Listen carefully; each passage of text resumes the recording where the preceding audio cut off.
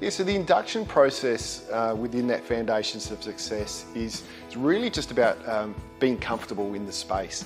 So getting to know the other participants, getting to know or finding out that there's others that are going through the same things that they may be going through as well. And setting I guess, the ground rules within the program too. So there's always standards that we need to meet. So we have a code of conduct and a contract that each participant signs up to. We also sign it as facilitators and coordinators of the program. But like I said, it's all about trying to create a good, supportive environment for the young people to thrive. We've found through experience that a lot of the young people that we come across maybe have not got the appropriate set of personal standards to go into the workforce. You know, a lot of the people that we work with come from very sort of disadvantaged backgrounds. We really sort of try and ram home the importance of sort of getting up at a certain time in the day, going to bed by a certain time, making the bed in the morning, you know, presenting yourself, getting a shower, dressing appropriately. Depending on your upbringing and your interactions, your personal standards could be quite low. So what we're hoping to do is for those people that do have those low standards is help bring them up. The goal settings is a big one. And what we're trying to get through to the guys at the moment is it's great to have a big goal. All right, everyone's got a big goal of where they feel they want to be in 10, 15, 20 years, but that's broken up of a lot of smaller goals. But what we try and make them understand is what a goal is. A lot of them have big ambitions, or what I would call dreams, but what we talk about is the importance of setting process goals.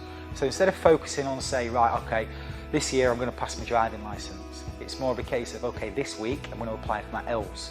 Next week I'm going to contact that person so I can start getting my hours. It's about how do we set SMART goals for ourselves, what do they look like, and what steps do we need to do to achieve those goals as well. Time management is really important for a lot of the participants we have in our program, because when we're not working, we're trying to find purpose in our life, and that can be difficult when we haven't got a job or haven't got training to go to. Again, it's all about getting them ready for employment. So a lot of the people that we work with have been long-term unemployed or come from, homes where, unemployment is generational. That can often lead to a lot of bad habits, i.e. staying up till 3, 4, 5 in the morning, getting up at 2, 3, 4 in the afternoon. What we try and do is, if we was to send them into work, what we feel is if we was to send them to work tomorrow, that'd be a big shock to the system. So we get them really to think about how they're spending their time. The message that we try to get across to them in time management is a lot about being accountable to ourselves. We find a lot of the participants have have some mental health concerns and things that they're dealing with, and we touch on mental health and how we look after our own mental health, but also how do we recognise whether our friends, family members might be struggling with their own issues too. The whole program in itself is designed to aid mental health. That's one of the reasons why we've got physical activity and sport in there, because it's it's scientifically proven that sport and physical activity does actually improve one's mental health. I'd say 90%, just over 90% of the participants that we have, they've put on their registration forms that they're suffering from some sort of anxiety or depression. The finance and budgeting section, we really break it down into what are we spending our money on every week.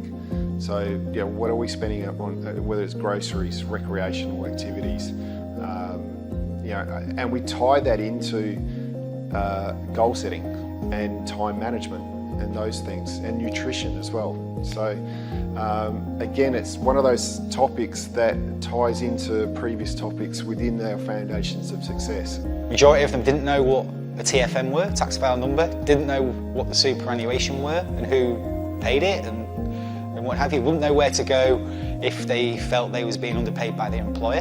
So part one of finance budgeting is all about employment related finance, making sure that they know what their rights are, they know what they should be doing, and they know what the employer should be doing. The second part of it is budgeting, living expenses. So we give them a base salary, and then we have a budget planner, and we put in all the sort of incomings and outgoings, and then they can see where they will be at. And hopefully it shows them that it does pay to work as well. Your body reacts to the fuel that you put in it, and our mental health especially reacts off what we eat. You know, the better food that we eat, the better our mental health is. We find that a lot of them don't understand the basics around food groups, so they don't understand what foods are there to, you know, proteins, which are there to sort of help maintain and muscle and recover. They don't understand what carbohydrates are, which is your energy source. A lot of them don't have breakfast. So it's just about giving them the knowledge and education so that they can make positive decisions on that for themselves. Well, quite often we've found, you know, we do this program 2 days a week, and we've found that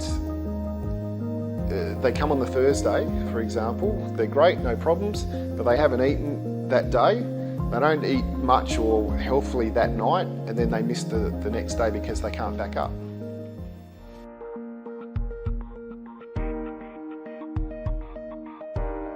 So we teach them first what soft and hard skills are. So soft skills being like communication, time management, and then hard skills being things like, you know, your white card, you know, might do a barista course to get a certificate, the skills that you learn. So when they put the two together, if you've got the soft skills, all right, so they know what kind of career they want, and then we look at the hard skills that they're going to need to get there. So we put those two things together, and we feel that really gives them a good sort of first step up on the ladder to employment. We tie in the sport, the activity, and the resilience you need in playing sport, especially when the weather's not maybe that good. You know, umpires are making decisions you don't agree with. You've got an opposition pushing back against you. You know, how do we then front up again when things aren't going our way? And we use those lessons out in the field when we're playing different sports and activities, and we talk about those back in the workshop, in the class. So we talk about the verbal and non-verbal communication, so the importance of both of those and what they might look like. And then also your non-verbal body language is something we focus on. We do a session and it enables them to kind of understand what kind of communicator they are. So whether they're a dominant person who's maybe going to want to take the lead in conversations and discussions and communication, whether they're somebody who maybe is a little bit more analytical and sits back and doesn't sort of come forward. So we have this really good session. It's based on scientific sort of study, and that enables them to understand who they are. But again, communication underpins everything. If you're a poor communicator, you're going to really struggle to get into work and get where you want to within that career. With cover letter writing and resume writing and preparing for interviews as well, we collaborate with our partners within MAS. So we've got a career development consultants that we utilise to deliver those sessions to our participants. So they're meeting with job seekers every day and talking about cover letter writing and what our employers looking for. One of the things that we teach young people is that an employer will only spend 7 to 8 seconds looking at a resume. So we really want to get them to have a resume that is a good snapshot of who they are, what their skills are at a first glance. A lot of the young people that come on the programs do suffer with a kind of quite a high level of anxiety. So you can only imagine how they would be feeling if they was going in blind to say a first interview. We try to replicate the mock interviews as much as what they'll face in reality. So it's from, you know, waiting in the waiting room and you know, how do you sit in the waiting room? What do you do while you're waiting to be called for your interview? How early do you get there? We actually give them a real scenario. So we say, you know, on Tuesday you have an interview at Target, for example. You know, it's at this place at this time, and then we go through the whole preparation from start to finish. Yeah, so the MAS Careers trailer, it's a great tool for the participants to get a real understanding about a job. So Michael Caruana, one of our colleagues, comes and talks to them about his experiences as a tradesman and where his journey to where he is today. Brings this amazing careers trailer. It literally, it's on his tow ball to his ute.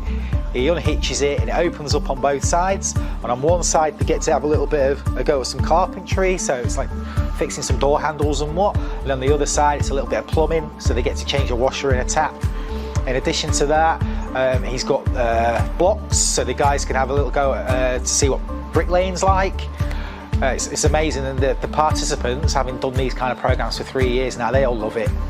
teaches them just some basic skills, and they might not want to go off and become a plumber or become a cabinet maker, but they've learned some skills on how to change a hinge on a cabinet or how to change a washer. So a lot of the young people have not had jobs before who we work with, so we want them to be able to identify what a good workplace culture is and what a bad workplace culture is. Because if they go into somewhere and it's a bad workplace culture and they've never worked before, they might just think that's normal, and it's not. We also want them to contribute to good workplace culture, so we want them to go into the workplace with a really positive attitude. How do we contribute to a positive workplace culture? What do we do? And that ties into communication, teamwork, time management, all those things. So a lot of the guys, they have phones, they have iPads, but they maybe don't have laptops, they maybe don't have Microsoft applications on those laptops.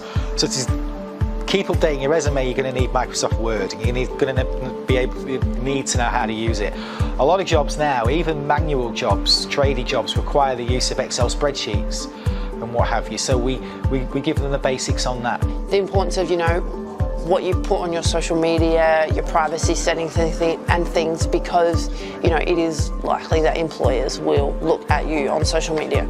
So, whether it be what you're putting on your Facebook, your Instagram, your TikTok, just talking about the importance of that. And, once it's there forever, even if you take it down. We like to take the participants out from this environment and go and see industry. So one of the visits that we did recently was taking them to the entertainment centre, and we met with the Adelaide venue management team. So they were able to give us a tour of the behind the scenes on what goes on in putting an event together and staffing it then as well.